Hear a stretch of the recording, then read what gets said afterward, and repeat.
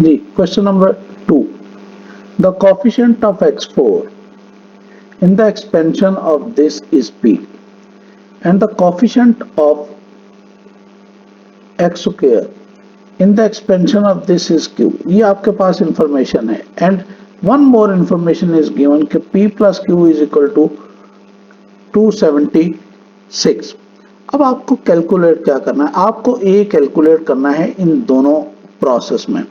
बेटा इन दोनों प्रोसेस में ए कैलकुलेट करने के लिए कई मेथड हैं.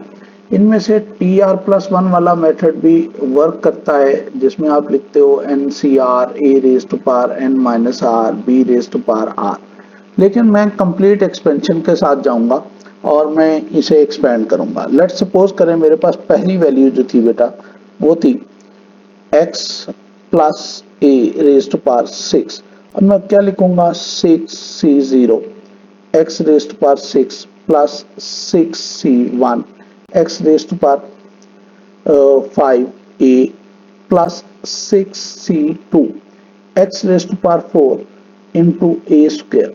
अब ये मेरी रिक्वायर्ड टर्म आ गई है, मुझे इससे ज्यादा जाना ही नहीं है. मैं इसे एक्सपेंड करने की कोशिश करता हूँ. 6c2 आप यहां से देख सकते हैं कि 6c2 15 है. I will write 15 x raise to power 4 a square. मैं इसे यूं भी तो लिख सकता हूं 15 a square x raise to power 4. अब गौर से देखें कि x रेज टू पावर 4 में x ये कोफिशिएंट है और ये कोफिशिएंट जो है ये आपके पास p की वैल्यू है. तो मैं यहाँ पे p की वैल्यू लिख रहा हूं that is 15 a square. Now move toward the second thing. आपके पास सेकंड वैल्यू क्या है, वो है ax plus 3 raise to power 4. मैं इसे भी एक्सपेंड करूंगा वही 4c0 ax raise to power 4. मुझे ये वाली टर्म नहीं चाहिए, मुझे तो एक्स स्क्वायर वाली टर्म चाहिए. Plus 4c1 ax raise to power 1 sorry 3 and 4c2 ax square 3 square. ये मेरी रिक्वायर्ड टर्म है बेटा. अब मेरी रिक्वायर्ड टर्म तो आ गई है. This one is my required term. जब मेरी रिक्वायर्ड टर्म है जिस तरह ऊपर वाली मेरी रिक्वायर्ड टर्म है तो मैं इसे ही सिर्फ लूंगा और मैं करूंगा 6c4. ऑब्वियसली 6c2 जो है मेरे पास 4c2 वो ये वाली वैल्यू है. ठीक है, मैं इसे लिखूंगा 6 ए स्क्वायर एक्स स्क्वायर टाइम्स 9. मैं इसे 54 ए स्क्वायर एक्स स्क्वायर करूंगा. और यहाँ से मेरे पास दूसरी वैल्यू आ गई है कि मेरे पास जो है क्यू आ गया बेटा. क्यू क्या आया 54 ए स्क्वायर. अब दोनों वैल्यूज मेरे पास आ गई हैं और मेरे पास तो एक इंफॉर्मेशन थी. वो इंफॉर्मेशन क्या थी, वो इंफॉर्मेशन थी P plus Q is equal to 276. So आपके पास P भी है, आपके पास Q भी है. आप दोनों वैल्यूज को प्लग इन करेंगे और जैसे ही वैल्यू व्हाट इज P है मेरे पास 15 ए स्क्वायर और Q है मेरे पास 54 ए स्क्वायर. दैट इज कितना बेटा 276 ऊपर गिवन है 276. अब आपके पास ये वैल्यू आ गई है. इन दोनों को ऐड अप करें that is 69 a square is equal to 276. here a square is equal to 4. when 276 divided by 69 that is equal to 4 and here a is equal to plus minus 2. these are two answers. आप इसे completely solve कर सकते हैं. moving toward question number 3. here information वही expression this in the form this. अब आपको एक quadratic expression को कंप्लीटिंग स्क्वायर से इस फॉर्म में कन्वर्ट करना है where a and b are integer and c to be given in term of the constant value of p. अब आ रहे हैं इस सारे सिस्टम में. कंप्लीटिंग स्क्वायर मेथड है और ये बहुत ही आसान मेथड होता है. आप इसे अगर करना चाहें मैं लिखता हूं आप लोगों के लिए 4x square minus 24x plus p. मेरा इट्स माय प्रैक्टिस में कॉमन लेता हूं सिर्फ इन दो वैल्यूज से. ठीक है, So I am taking common 4 from here, that become x square minus 6x, and I will write b here. So taking the half of 6, क्या होता है half of 6? 3 square और minus 3 square. ये सारी चीजें हम इसका हाफ ले लेते हैं, ये आपके पास एक कंप्लीट स्क्वायर बन गया है. मैं इसे यूं लिखूंगा 4 time x minus 3 whole square minus 9 is equal to p, and after opening the bracket 4 times x minus 3 whole square minus 36 plus p. Summarizing it, 4x minus 3 whole square plus p minus 36, and comparing it with a x minus b whole square plus c. You can easily compare this a and b is equal to this value, and you know that this whole is equal to c. So similarly we can write it as a is equal to 4, b is equal to minus 3, and c is equal to p minus 36. अब यहाँ पे एक और interesting बात आपको बताता चलूं कि ये आपके पास जो इक्वेशन है ये पैराबोला की इक्वेशन होती है. ठीक है, इस पैराबोला की इक्वेशन में आप क्या कर सकते हैं, सिंपल सी बात है, आप ऐसा पैराबोला बनाएंगे. ठीक है, ये आपके पास एक पैराबोला है बेटा.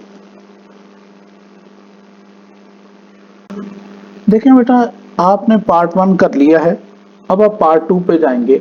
आपको पता है कि जब भी आपके पास ऐसा क्वाड्रेटिक फॉर्मूला आ जाता है, ठीक है, इसमें a x square plus b x plus c है, इसमें ए की वैल्यू जो है वो 4 है.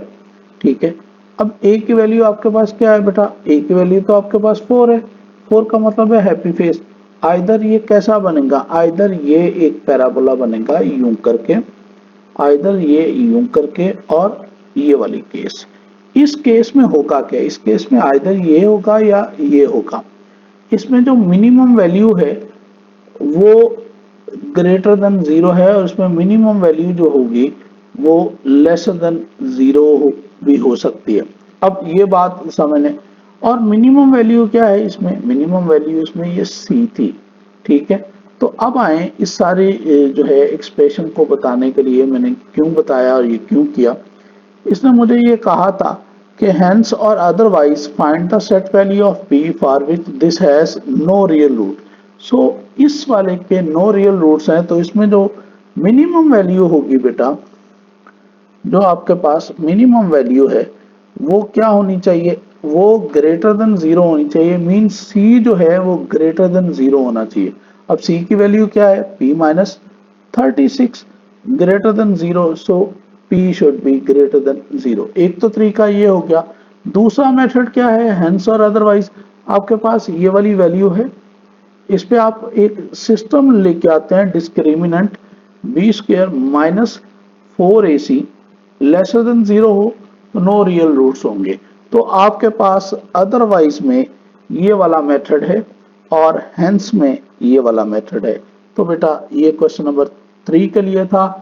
आप इसे इस तरह सॉल्व करेंगे. अगर फिर भी इसमें कोई भी ऑप्शन हो, कोई भी प्रॉब्लम हो बेटा, तो you can call me, you can message me, और मैं इसे आपको करके दूंगा. ये बहुत ही इजी क्वेश्चन है, क्वेश्चन नंबर 4. आप गौर से देखें, अगर हम इस सारी चीज को देखेंगे तो हमारे पास ये x6 है और ये x क्यूब है. ये बेसिकली क्वाड्रेटिक इक्वेशन है in term of x cube. तो हम ऐसा ना कर लें कि हम एक्स क्यूब को सपोज कर लें t. जब मैं इसे सपोज करता हूं t, तो 8t square plus 215t minus 27, that will be equal to 0. Simple सी बात है, मिडिल टर्म ब्रेक करेंगे, हम लिखेंगे 8t square plus 216t minus t minus 27, that will be equal to 0. Simple सी बात है, यहाँ पे पेयरिंग करेंगे आप, ये आपके पास एक पेयर है, आप इसमें से क्या लेंगे, 8t कॉमन ले लेंगे and that is equal to t minus 27 और यहाँ से -1 कॉमन ले लेंगे तो t minus 27 that will be equal to 0. So is equation 8t minus 1 and here t minus 27.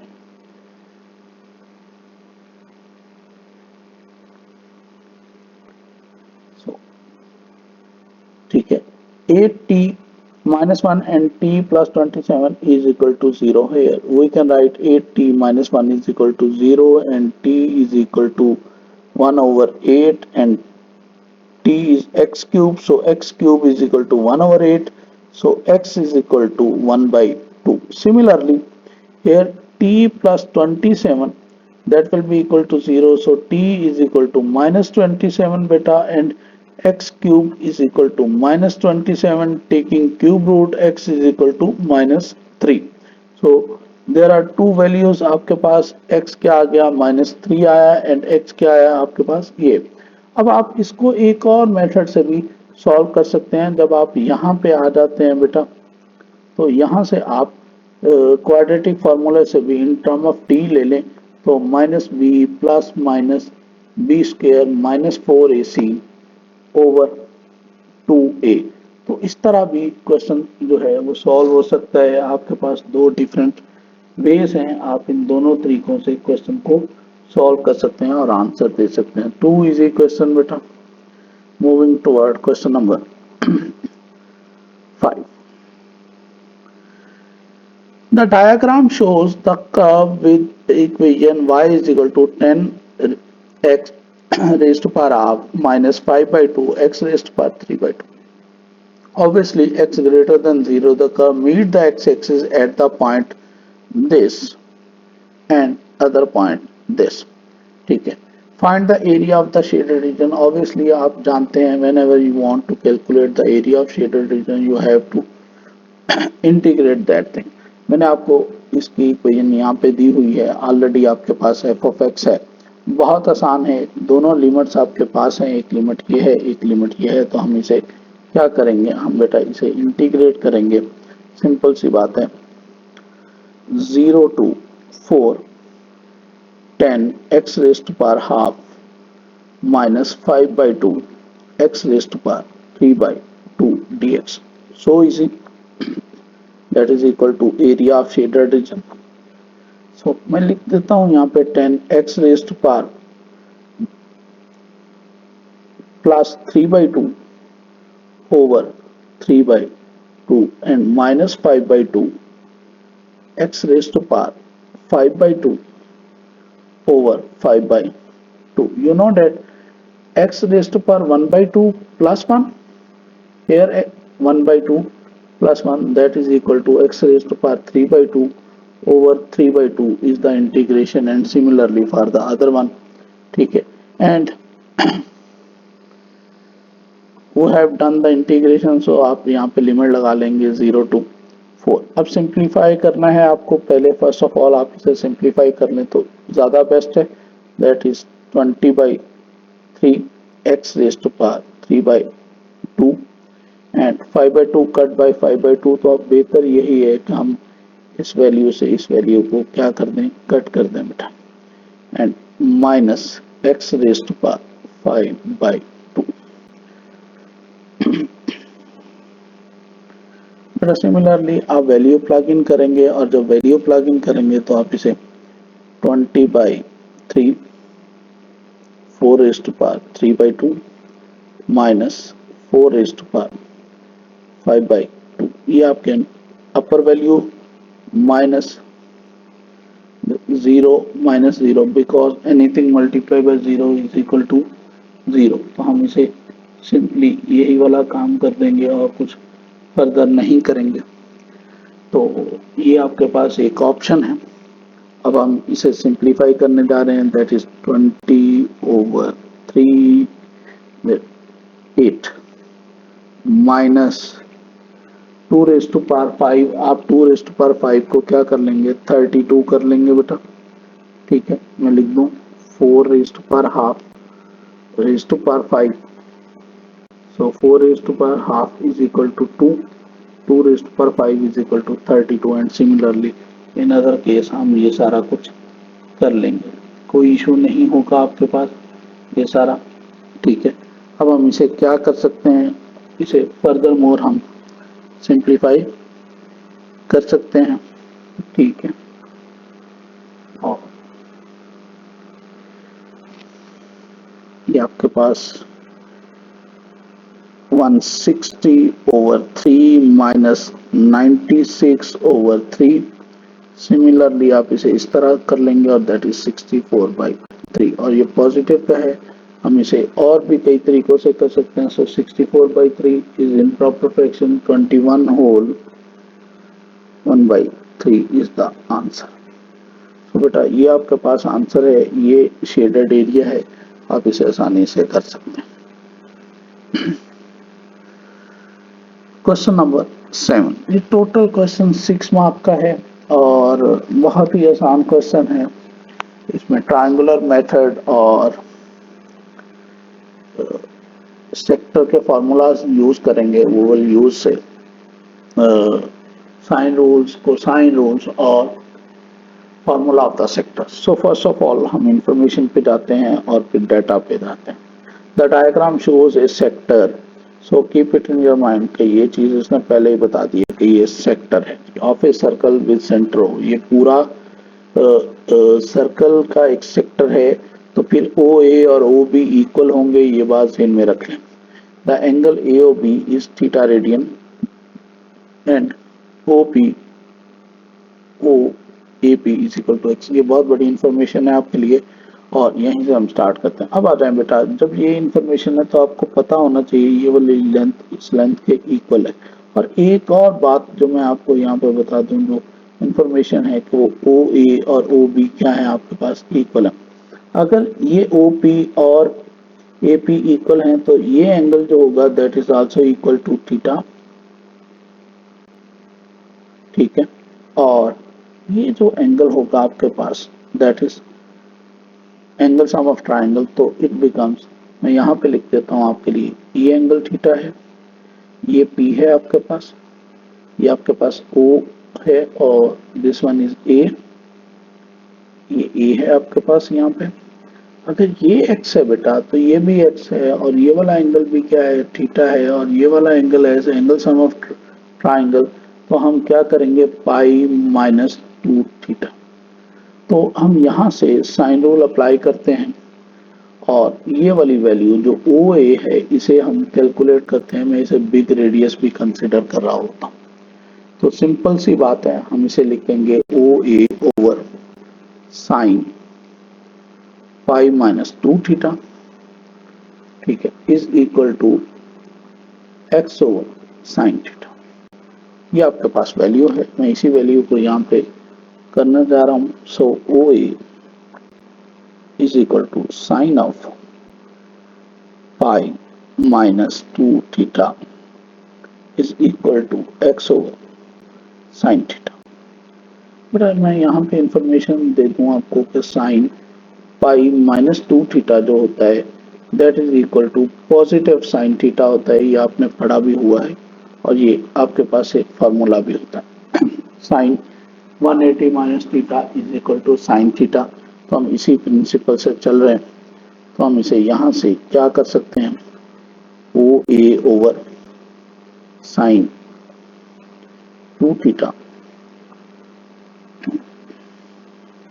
Is equal to x over sine theta. By using formula, हम एक formula use करेंगे कि साइन 2 थीटा क्या होता है, sine 2 theta is equal to 2 sine theta cos theta. तो मेरे पास यहाँ पे स्पेस कम है इसलिए ऐसा कर रहा हूँ, O A over 2 sine theta cos theta is equal to x over sine theta. हम यहाँ से क्या कर सकते हैं, इस साइन थीटा से साइन थीटा को कैलकुलेट कर कट कर सकते हैं, ऐसा करते कम है, इससे एक फैक्टर कम हो जाता है, लेकिन यहाँ पे हम कर रहे हैं आसानी के लिए अपने, ठीक है। तो यहाँ से क्या आ जाएगा, O A over 2 cos theta is equal to x over 1। तो यहां से जो ओ ए आएगा is equal to 2x O A is 2x cos of theta. ये आपके पास एक वैल्यू आ गई है। ये वैल्यू अभी किसकी आई है? ओ ए की आई है, 2x कॉस ऑफ थीटा। और यहाँ से एक और नया फॉर्मूला आता है, s is equal to r theta, length of arc. तो बेटा यहाँ से आप क्या लिखोगे? आपको तो चाहिए arc length A B arc length जो होगी वो s is equal to r theta O A times theta. और सिमिलरली मैं थोड़ा सा से लेंथी कर गया हूँ, A B is equal to O A 2x cos theta times theta. हम इसे सिमिलरली लिख सकते हैं 2x theta cos theta. So this one is the proper answer, जो कि मैंने प्रूव कर दिया आपके। यहाँ तक कोई इशू है तो प्लीज बोलिएगा। ठीक है, अब हम आगे आते हैं पार्ट 2 के। इसी के पार्ट 2 में इसने कहा था find the area of the shaded region A P be in term of x and theta. अब आपको इस शेडेड रीजन का एरिया चाहिए है। बेसिकली ये आपके पास सेक्टर है, इस सेक्टर में से ट्राइंगल का एरिया जो है वो माइनस कर दिया जाए तो आपको शेडेड एरिया मिल सकता है। सबसे पहले हम क्या कैलकुलेट करेंगे? Area of triangle. Area of triangle O A P क्या होगा? S is equal to r theta होता है और एरिया ऑफ ट्राइंगल होगा half O P times A P sine of pi minus theta. Clear? कोई issue है यहाँ तक? इस तरह भी आप कर सकते हैं और भी कई मेथड है। अमेजन आप ये वाली साइड ओपी साइड ले सकते हैं और ओ ए साइड ले सकते हैं, तो answer will remain the same. Answer में किसी भी किस्म को उसमें साइन 2 थीटा आएगा, उसमें साइन थीटा आएगा, तो कोई फर्क नहीं पड़ेगा जी। ठीक है, तो मैं इसी से आपको करके दे देता हूँ 1/2 x time x sine of 2 theta. Formula वही है 2 थीटा का, ये वाला। तो हम इसे लिख सकते हैं half x time x square into 2 sine theta cos theta. आप चाहें तो इस तरह दे दें, चाहें तो सिंपल आंसर में दे दें, कोई फर्क नहीं पड़ेगा। मैं इसे लिख दूंगा x square sine theta and cos theta. ये तो आ गया एरिया ऑफ ट्राइंगल एओपी। अब आ रहे हैं आपके पास एरिया ऑफ सेक्टर चाहिए है, तो हम क्या करेंगे? Sector area. Area of sector half r square theta होता है। मैं सीधा लिख दूं हाफ ओ ए स्क्वायर, ठीक है, half r square and theta. Simple सी बात है। ओ ए आपने ऊपर कैलकुलेट कर लिया है, मैं उसे लिखूंगा 1/2 2x cos theta times theta whole square. बेटा मैं इसे यूं लिख सकता हूँ सिंप्लीफाई करके x square theta cos of theta into 2। Clear? मैं यहाँ पे आपके लिए कर भी देता हूँ half time 4x square cos square theta into theta. ये आपके पास दोनों वैल्यूज आ गई। आप इन सारी चीज़ों से एरिया ऑफ सेक्टर से और बाकी चीज़ों से इसे कर सकते हैं। आपको क्या चाहिए बेटा? Area of shaded region, sector area minus triangle area. Simple सी बात है। शेडेड एरिया के लिए आपको क्या करना पड़ेगा?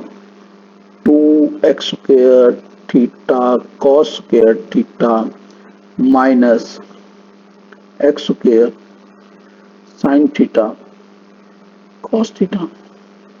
बेटा यहाँ से एक्स स्क्वायर कॉमन ले लेंगे और कॉस थीटा भी कॉमन ले लेंगे।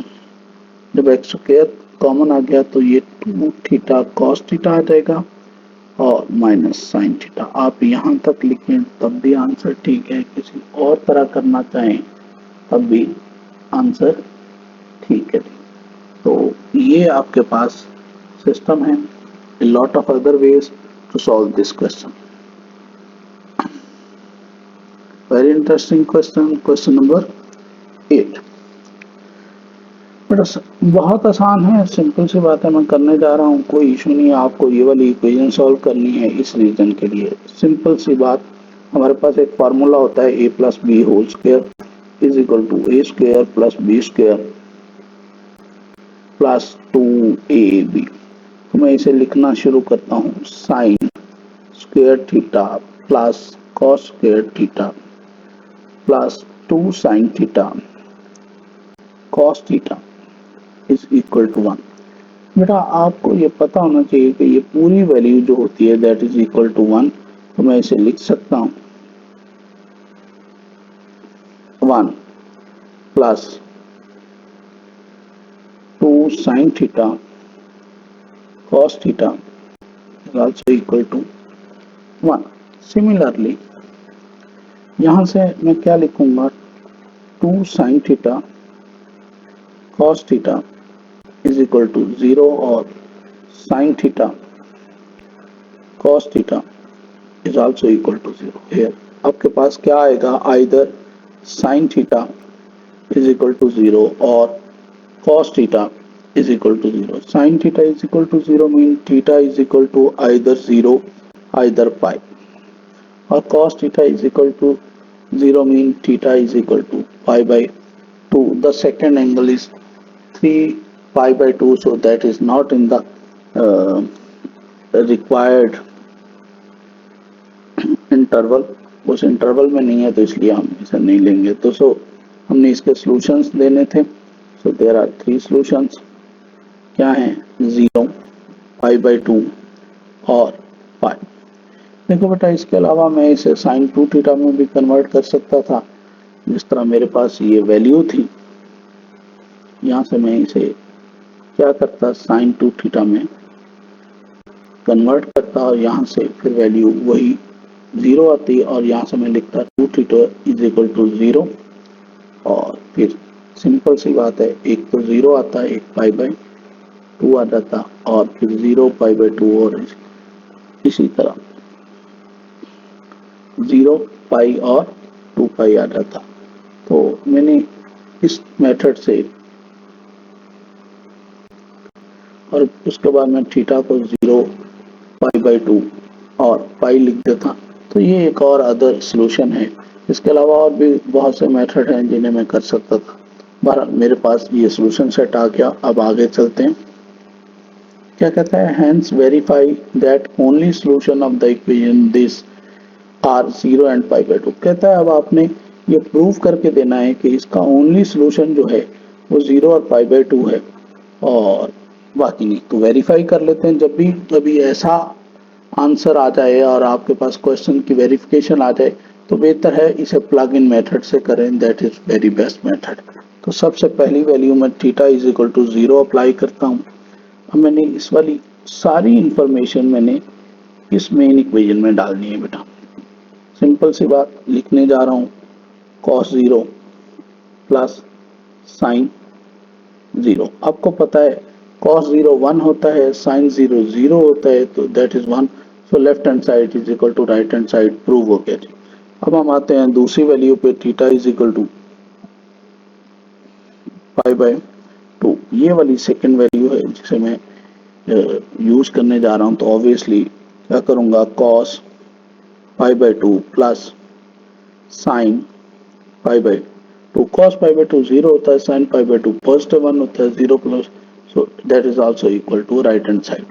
So what will be the third value? Obviously आपके पास थर्ड वैल्यू में theta is equal to pi है। प्लग इन करते हैं जी, cos of pi plus sin of pi। cos pi -1 होता है, sin pi 0 होता है, that is -1, not satisfy। ठीक है, ये सारा सिस्टम है और ये सारा सोल्यूशन सिर्फ इसलिए किया जाता है ताकि आप आसानी से चीज़ों को समझ सकें और you can easily capable to solve all the questions that are similar to this. So अब हम आते हैं इस वाले सिस्टम में। थोड़ा सा आसान क्वेश्चन है लेकिन फिर भी करेंगे और देखते हैं। मैं यहीं से लेफ्ट हैंड साइड स्टार्ट कर रहा हूँ और एलसीएम ले रहा हूँ बेटा। जैसे मैंने लेफ्ट हैंड साइड स्टार्ट की, मैंने क्या किया, मैंने एलसीएम लेने के लिए क्या लिखा, cos theta plus sine theta times cos theta minus sign theta. बेटा अगर मैं आपका टाइम ज़्यादा ले रहा हूँ तो सिमिलरली आप इसे फास्ट फॉरवर्ड करके देख सकते हैं। यहाँ पे आपके पास साइन थीटा था बेटा, ये साइन थीटा आपसे मल्टीप्लाई होगा cos theta minus sine theta and similarly 1 minus cos theta will multiply with cos theta plus sin theta। आप चाहो तो कहीं और से इसे सेटिस्फाई आराम से ओपन कर सकते हैं और ओपन करने के बाद आप इसकी सारी वैल्यूज लिख सकते हैं बेटा। तो बेटा मैं बहुत ज़्यादा सिंप्लीफाई नहीं करने जा रहा, मैं यहीं पे आपको सारे स्टेप करना चाहूँगा। मैं इसे मल्टीप्लाई करूँगा इस वैल्यू को इससे और देन इससे और सिमिलरली आगे मैं दूसरी वैल्यू को, यहाँ से मेरे पास आएगा sign theta cos of theta minus sine square theta plus cos theta plus sine theta minus cos square theta minus sign theta cos theta. ये सारी वैल्यूज हैं आपके पास और डेफिनेटली इन सारी वैल्यूज के बाद एक कंप्लीट एलसीएम, इसे मैं लिख सकता हूँ cos square theta minus sine square theta a square minus b square. अब और से देखें, this value cut by this value और सिमिलरली मैं बाकी चीज़ों को भी कटिंग कर सकता हूँ और मैंने देखना ये है कि क्या जो आंसर उन्होंने दिया था वो आ रहा है, बिल्कुल वो आंसर अप्लाई हो रहा है। मैं इन दोनों वैल्यूज को एंड पे लिख रहा हूँ cos theta plus sine theta minus common लिया sine square theta plus cos square theta. ये वही वैल्यू है जिन्हें मैंने टिक किया था, over cos square theta minus sine square theta. Similarly हमने इसे किस में कन्वर्ट करना है, साइन स्क्वायर थीटा में। मैं लिख देता हूँ कि 1 minus sine square theta minus sine square theta.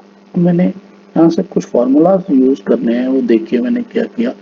एक तो sign square theta plus cos square theta क्या होता है, इक्वल टू 1 होता है और आपको पता है cos square theta is equal to 1 minus sine square theta. दोनों फार्मूलाज हैं। सिमिलरली ये वाला फार्मूला मैंने यहाँ पे यूज किया है और बाकी वो ऊपर मैंने यूज करना है। तो hence I have proved cos theta plus sin theta minus 1 over 1 minus 2 sin square theta. So that is equal to right hand side. There is some other ways जैसे हम इसे सॉल्व कर सकते हैं, लेकिन मैंने यही सोचा कि मैं इसी से सॉल्व करूंगा और मैंने इसी से सॉल्व कर दिया। बहुत इंटरेस्टिंग क्वेश्चन है और यही वाली चीज़ है कि बहुत इंटरेस्टिंग क्वेश्चन है, स्पेस बहुत कम है लेकिन मैं आपको सॉल्व करके देता हूँ। आप जानते हैं कि ये वाली जो वैल्यू है आपके पास, ये this whole value is equal to this whole value. Clear है? तो मैं सिमिलरली यहीं से यही उठाने वाला हूँ। So cos theta plus sine theta minus 1 over 1 minus 2 sin square theta is equal to 2 times cos theta plus sin theta minus 1। अब और से देखें, मैं सारी वैल्यूज को इधर ले लेता हूँ। cos theta plus sin theta minus 1 is equal to 2 times cos theta plus sin theta minus 1 times 1 minus 2 sin square sin 2 theta. Clear? यहां तक कोई इश्यू है तो बेटा बोलिए।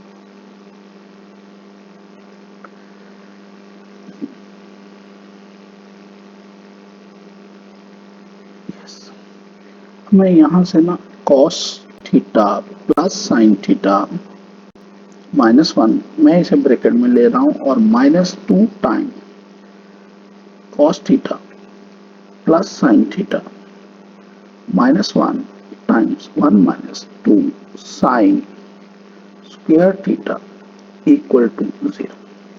अब और कीजिए, ये वाली वैल्यू और ये वाली वैल्यू क्या है बेटा? कॉमन है। ठीक है, मैं इस वैल्यू को कॉमन ले लेता हूं और यहीं से सिंप्लीफाई करने जा रहा हूं।